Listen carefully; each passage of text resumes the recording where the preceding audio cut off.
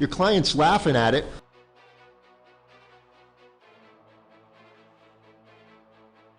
Judge Craig DeThomasis is about to go off on me, saying I'm laughing at him in his courtroom. At best, this man is a joke. At worst, what he's doing is criminal and completely and totally illegal. We're about to jump back into hearing number 5, and we still haven't had a chance on our side to show our defense. We seem to have a ruling saying, you know what, I required him stringently to provide proof of the reason for the continuance. And you orally that day ordered her, no compliance. In fact, I have a pending motion to compel discovery that you still haven't ruled on because she failed to appear in December for the depositions that you told her I might grant fees against you. You told her to provide proof. She's provided nothing. That's still a motion that's outstanding. I think for today. No, To be heard. no, it was filed. It was not filed for today. It wasn't. It still hasn't been ruled on because we're still waiting for her to comply with your oral ruling to provide proof of why she didn't show up December 21st. We've seen nothing. So every continuance is because of that. We don't want to pin it. I understand you, but we're given a Hobson's choice, which is basically have this temporary injunction continue to exist, or have this trial exist when we have discoveries issues and we have a court which he feels is not able to be impartial. So this is the Hobson's choice. He's accepted the other end of it, which is, okay, we'll have the temporary injunction. Let's see what the first says. We have agreement on both sides on this. It doesn't. Well, there's not agreement. You Yes. want a motion for stay. He wants a motion for continuance. That's a term of art, Judge. It's the same effect. The same effective remedy is you have jurisdiction. Nobody here, we want to continue the pending motions, including my motion for fees, which hasn't been noticed. I've asked, again, that's hanging since December. We want to, you have jurisdiction. Everything, any concerns you may have about what happens to her is still sufficient. The only violence that's happened in this case, Judge, is that the victim's advocate of this court's son attacked him at the barbecues in Chiefland. And there's a case on that. That's the only violence that's occurred because of the case to him, not to her. No, but Mr. Hales, I know you're making a face. How do I know that unless your attorney just told me it about 14 seconds ago?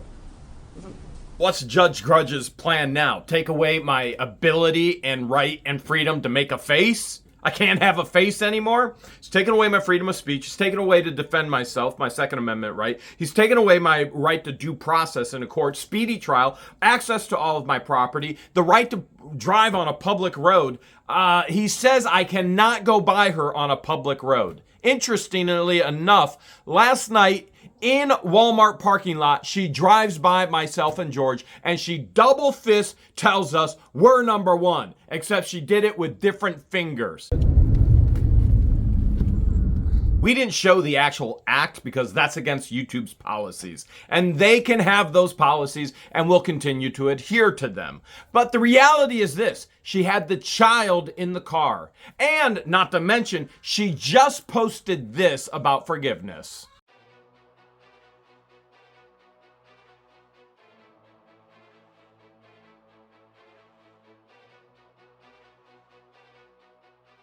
This woman tries to portray herself as some incredible individual online. But we all know the skeletons come out of the closet. This is who she really is. This is the message she sent all her supporters that are anti-Jeremy Hales, George Hales, what the Hales. I'm now also dealing with Jamie. She's accusing me of stealing things Supposed to out be of her the camper godmother of the because child. Things were stolen, evidently, when they took her camper. Stolen camper from You Indiana. bring a stolen freaking camper to my property. I could have went to jail. I could have lost my child. She's still the going. last thing I freaking care about is the deporting shit that you picked up out of goddamn dumpsters and brought to my property. All of this being It said went in to front of the dump, child. And that's where it is. And I'm not going to deal with her anymore either. I've had enough threats from her today. She's lucky she's going to maintain her children because somebody was on meth so bad that they shoot rounds off trying to scare somebody that's not on in the walls of her camper. her property, shouldn't have children, across the street especially from mine. autistic ones. I'm So, driving on I'm the at road. I'm driving on the road, on the phone with George when these shots are being fired. And not only was that camper illegal on her property, and a stolen camper by a meth head from Indiana, she has now, as of yesterday, moved another camper on her property. Local resident Lloyd, who she claims is going to stay there for 2 months, and then she's going to get this camper as well. Now that's 2 campers illegally on this property without any type of permit for running a campground. That's who she really is, the person who tells us we're number one as she's driving past us in Walmart. And yet this Judge Craig DeThomasis, won't let me drive past her property. It wasn't me that initiated communication. It was her that initiated nonverbal communication. And that's still communication that's being reported in a breach and a violation of the civil protection orders. And with her child there. And how do we know? Because the world is literally watching.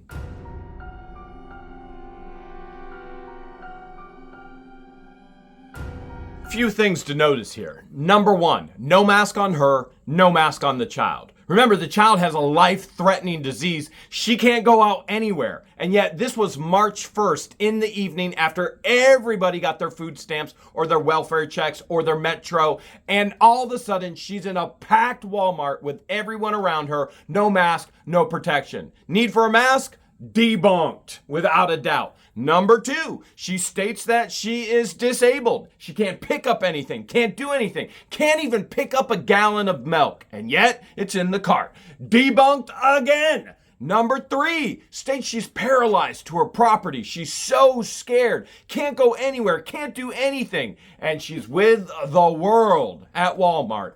Debunked. You don't have to answer that, but I'm just, how do I know that? Is it pled in this case? No, it's a criminal Should case. it be? Probably not. There's a criminal investigation going on. A separate criminal proceeding Yes. for which this court, has pending, how many thousands of cases in Yeah, this no. jurisdiction? Understood, Judge. So, I'm a- all right, so tell me about that. I'm giving you an opportunity, your client's laughing at it, I'm asking you to explain to the court what the premise is that should be relevant. Never laughed.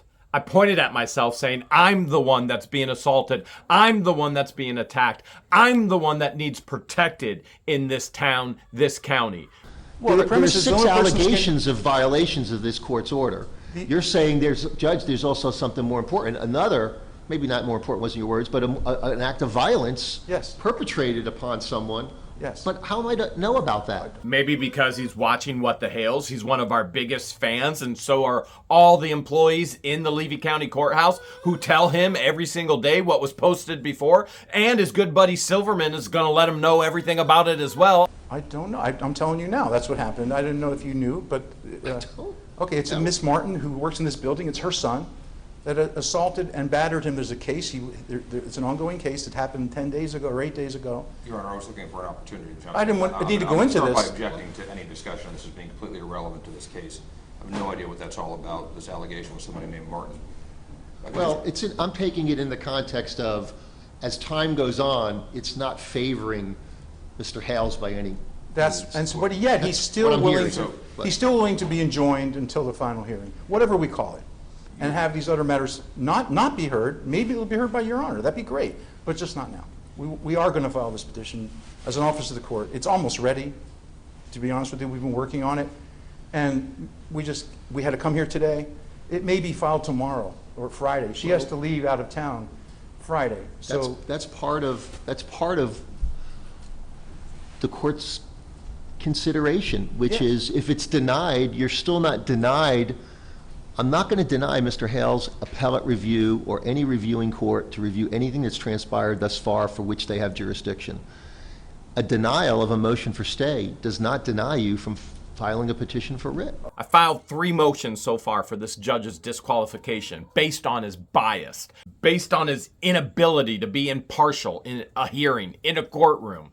And now what he's saying, hey, I've disqualified it, we're going to move forward. And now he's saying, you've got to file a writ of prohibition, which means it goes to the higher court that says, disqualify this man. It goes to, you could think of it as his bosses that are saying, you don't belong here. You can't be here. And he's saying, I'm moving forward until you do. And even though we had to wait until he said no on the disqualification, which just happened hours before, now he's saying you have to file this piece of paper. Of course, but we're just asking to keep judicial economy. Why would we want to do all this and then have it redone potentially? He's willing to accept the temporary injunction. I've just given a laundry list of reasons. But he's not objecting. He's being hurt and he's not objecting. And they don't object. Your Honor, from my client's perspective, and again, I don't think these arguments are right at this point. I think that Mr. Hales probably has waived his right to seek review of the first order seeking disqualification, or denying disqualification, and the second, because there have been substantive proceedings in this case since then. That's not even for Your Honor to consider. That's Again, for the first. it's not right before the court today.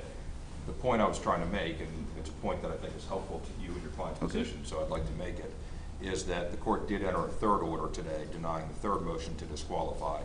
I don't think there's a reasonable argument that they could have filed a writ of prohibition on that third one between the time you entered that order about 10 o'clock this morning and now.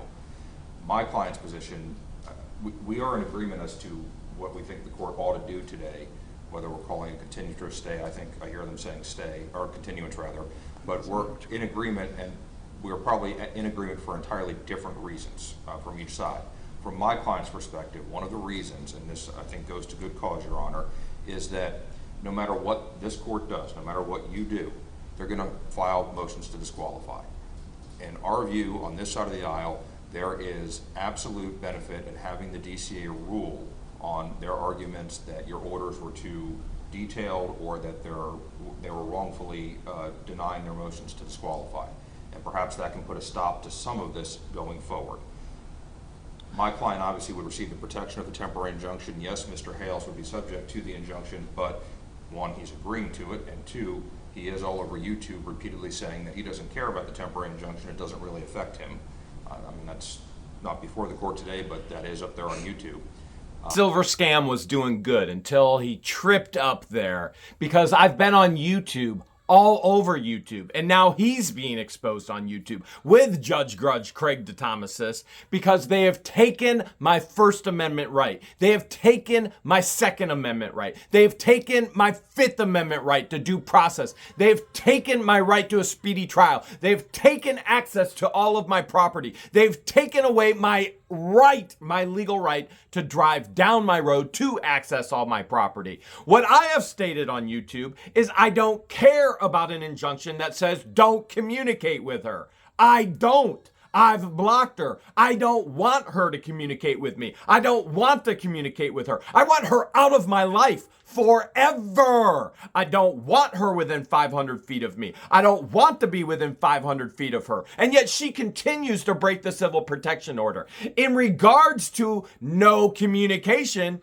I don't care. In regards to don't be around each other, I don't care. But now she's the sideshow with the injunction. Now constitutional law is being attacked by DeThomasis and by Silver Scam and potentially by others. And it's all being exposed on YouTube. And the judge says I was laughing. Listen to him here. And so in light of all that, Wait a second.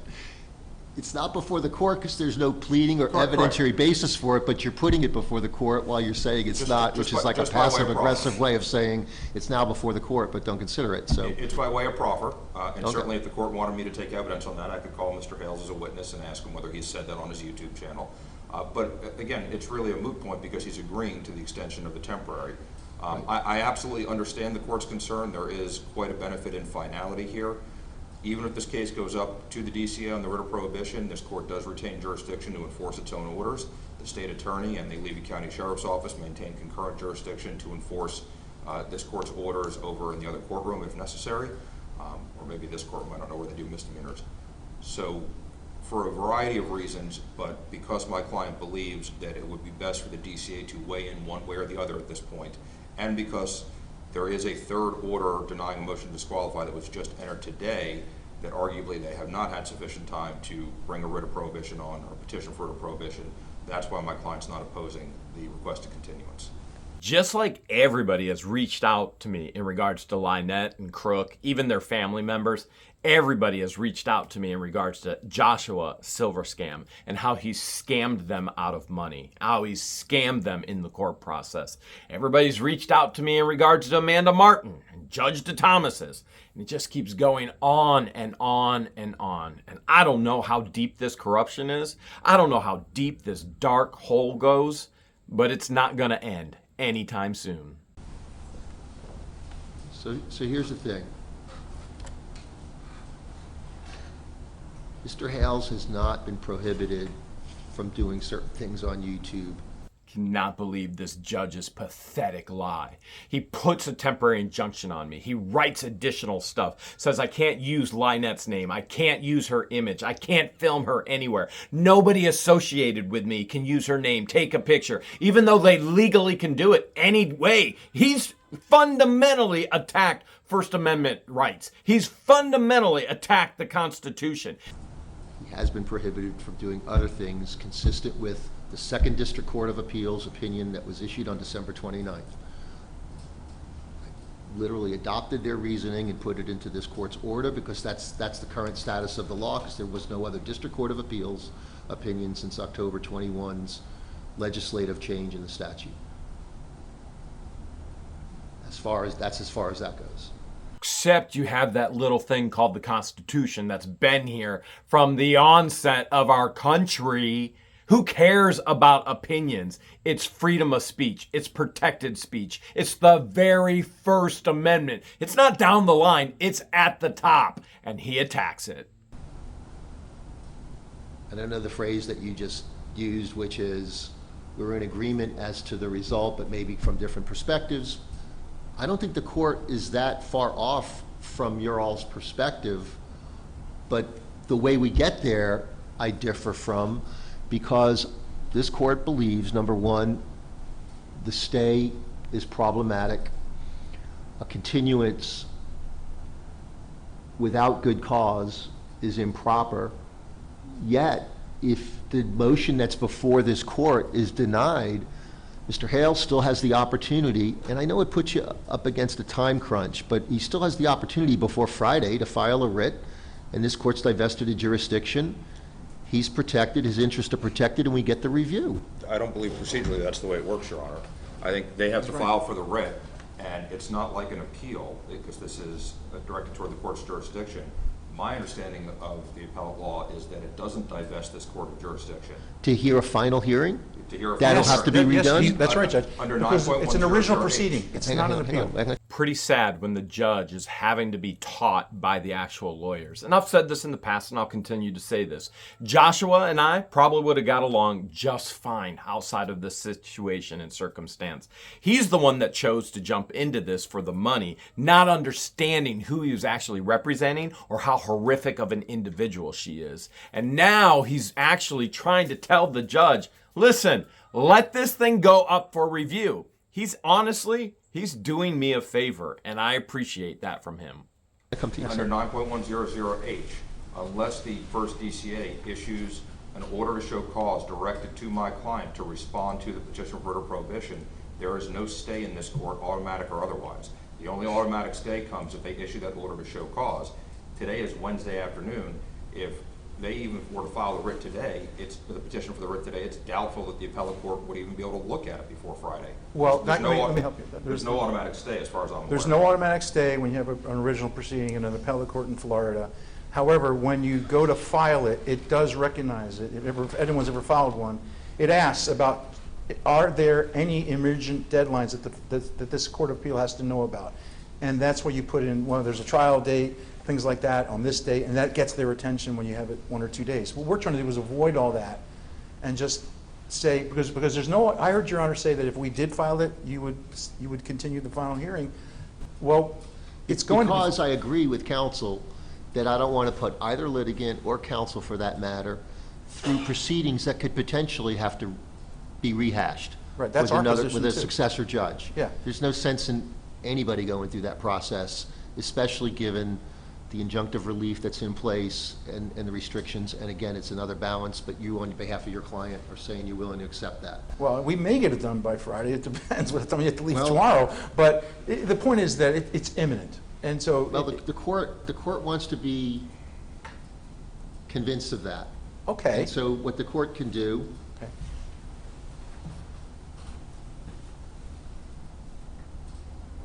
deny the continuance, subject to you all filing a petition for writ before Friday at 9 a.m. Upon the filing of the petition for writ, the court will grant the motion for continuance, and it'll be styled as a motion to continue. On these conditions we've outlined. Correct. To delay, or it's a delay, it's a continuance, the potential likelihood, obviously, I don't think it's going to come to fruition, but I want to avoid the potential likelihood for the litigants and for counsel, if it does come to pass, which is a successor judge having to redo anything. He doesn't think the higher courts are actually going to remove him from this case. And it's so much bigger than that now. There is a worldwide movement to remove him permanently from the bench. Can I have a word? I'm sorry? Can I have a word, Ms. Inkeles? Yes, if you need a minute.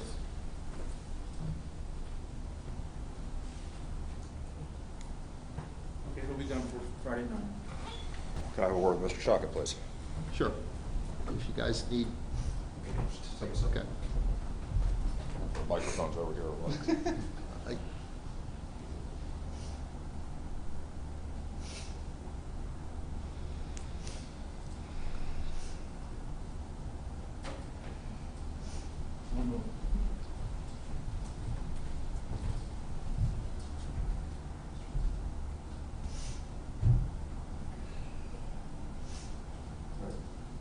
No secret, the issue I just brought up is that you indicated they Hang on, filed. give Mr. Shaka a chance to, okay. Yeah.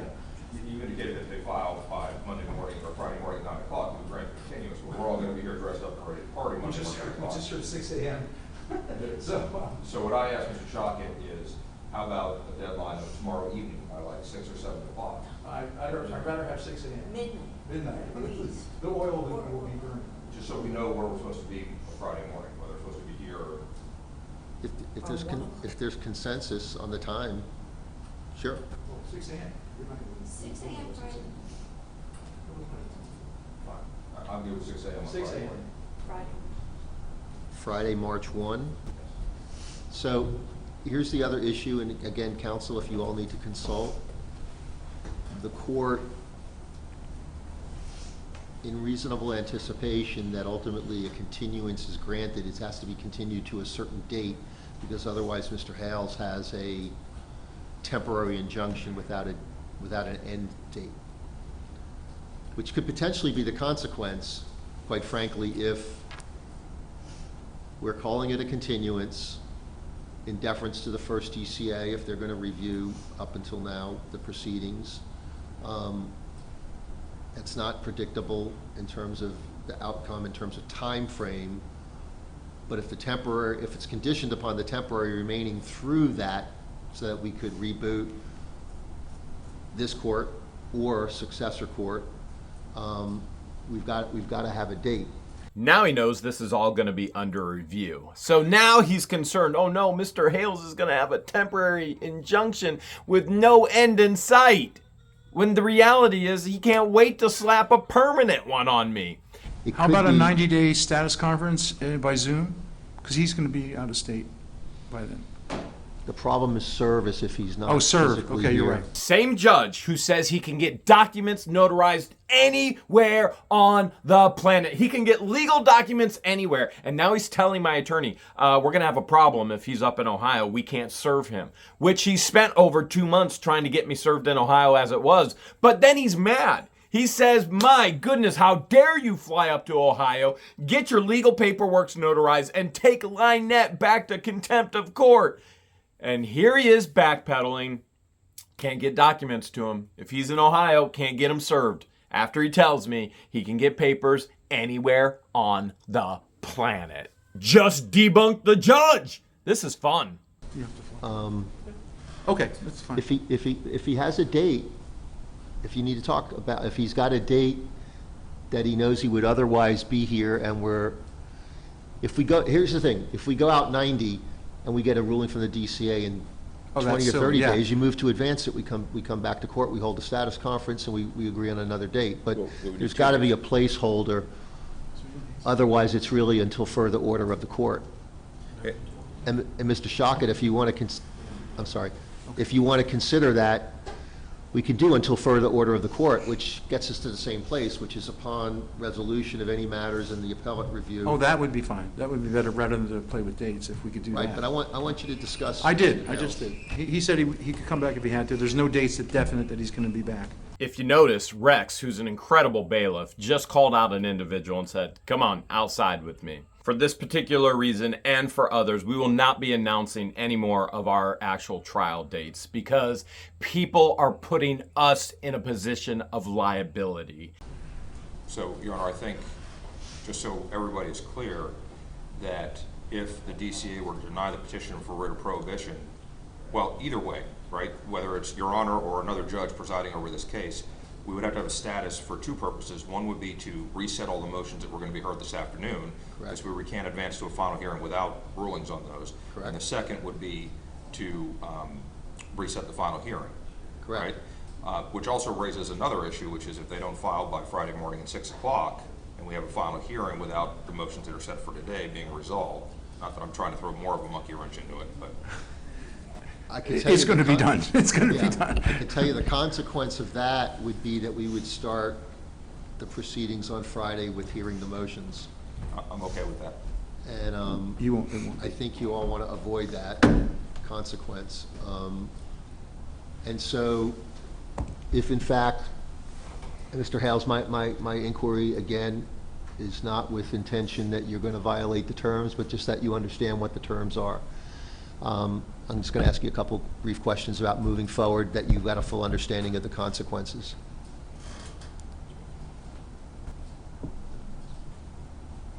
All right, you solemnly swear or affirm the testimony to provide to the court will be the truth, whole truth, and nothing but the truth? I do. Okay, Mr. Hales, you've been present, I know, for the proceedings. You've been hearing what's going on, Yes. and you understand what's going on. Yes. With regards to whether we're calling it a continuance or stay, effectively, the case is going to be continued.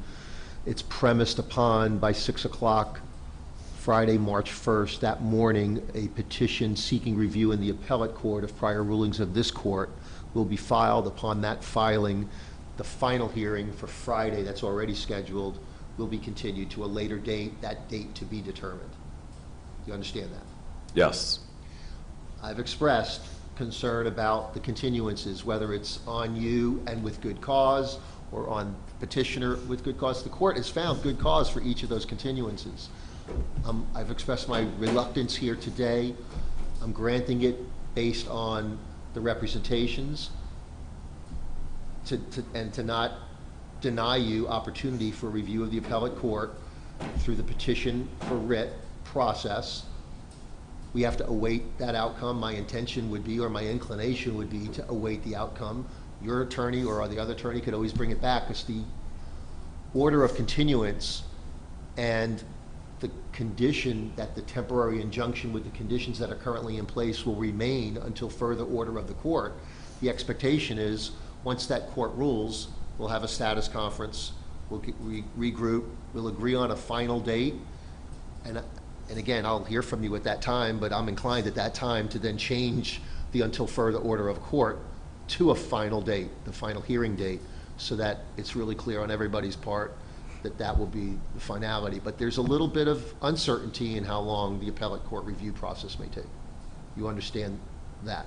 Yes. You feel like you had an adequate opportunity to discuss with your counsel the decision here today, Yes. and you're willing to accept those conditions? Yes. Your Honor, I would ask the court to inquire specifically about the condition on my client's agreement to a continuance or delay in the proceedings, specifically that if there is a successor judge appointed in this case, if the writ of prohibition were to be issued, that Mr. Hales is waiving his right to have that successor judge readdress the issue of the temporary, and the temporary will remain in effect until the final hearing in this case. So in effect, you'd be waiving your ability to seek a modification of that portion of the order, which would be to terminate or to exclude you from being under that temporary injunctive relief. Do you agree to that? I did not hear you say the words until the final hearing. until the final hearing. If you would please repeat that with that phrase. Okay, hang on. So I want to make sure that you understand it. So what's being asked is that you're waiving your ability, another judge comes in, or me, I guess if I remain, but either way, you're waiving your ability to seek termination of the temporary injunction pending that final hearing date that's going to be set. Yes.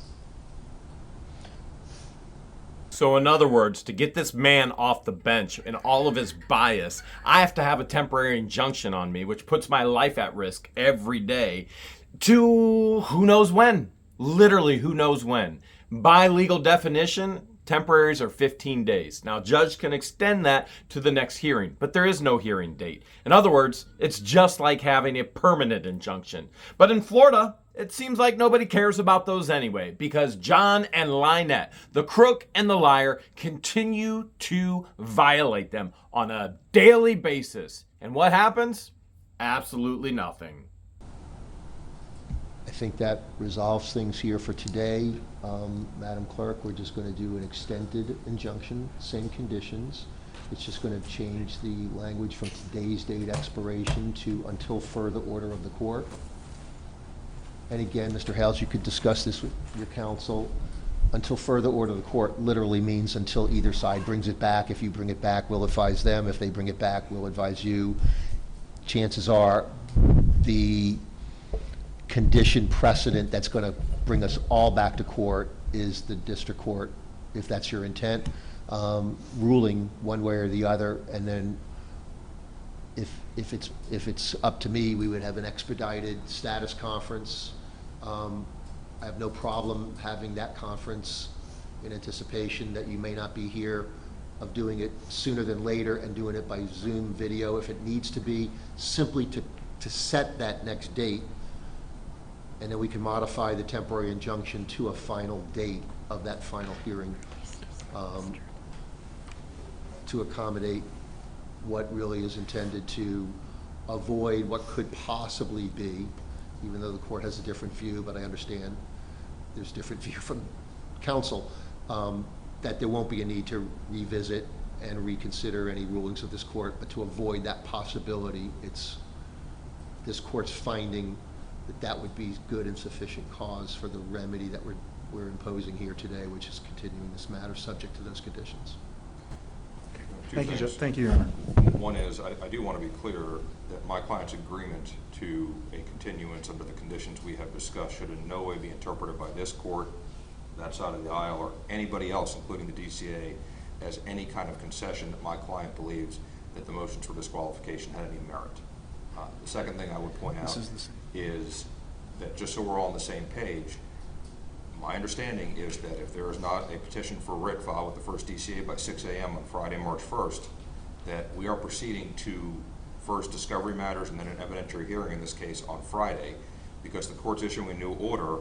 I don't know whether that technically supersedes the prior notice. I don't want there to be any argument that we are not all required to be here Friday morning at 9 a.m. if that petition for writ is not filed. I want that to be clear on the record. It's very clear, and the petition will be filed by 6 a.m. Unless absent a nuclear war or something, it'll be filed.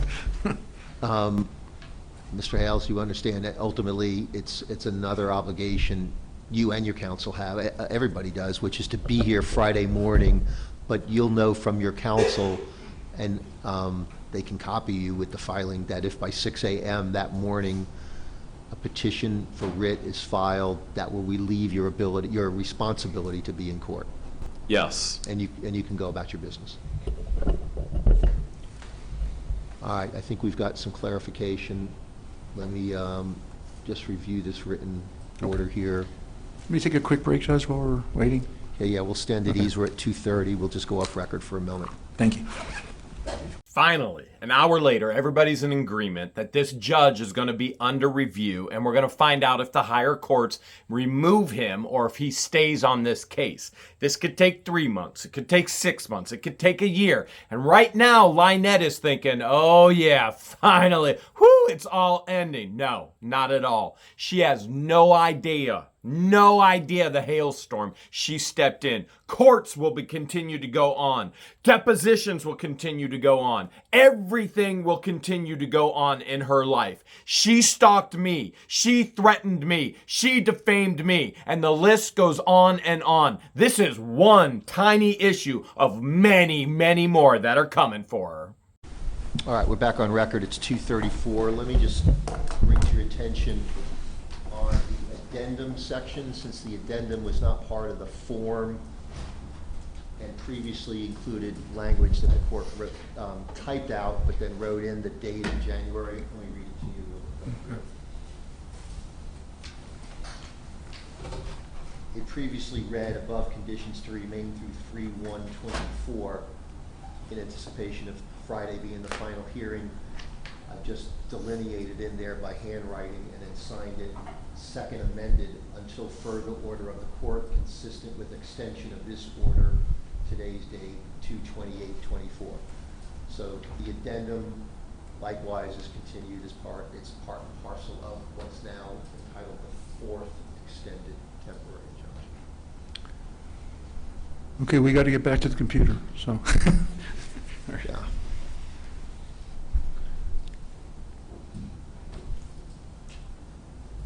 All right, so other than providing each party with the copy, is there anything further on behalf of the respondent? No, Your Honor. On behalf of the petitioner? I'm going to just repeat a request I made off the record, on the record, which is I'm going to ask bailiff to have a deputy escort my client to her car, watch her get in the vehicle and drive away. So there have been allegations by both sides of potential violations in and around the courthouse. I just want it to be abundantly clear there's nothing unusual going on. So, Are we able to accommodate that? For the first time out of 5 hearings, they finally don't break the civil protection order, even though a week before they broke it for an hour and a half at town hall meeting. We all agree there will be a writ of prohibition filed by 6 a.m. on March 1st. And it was actually filed at 5:55 a.m. And the higher up courts have accepted it. And therefore that March 1st hearing is gone. But there are more hearings to follow. As a matter of fact, we already have the defamation case in the courts. LIEnette and CROOK will be served within the days of this video's release. Court and debunking will continue to go on in Otter Creek.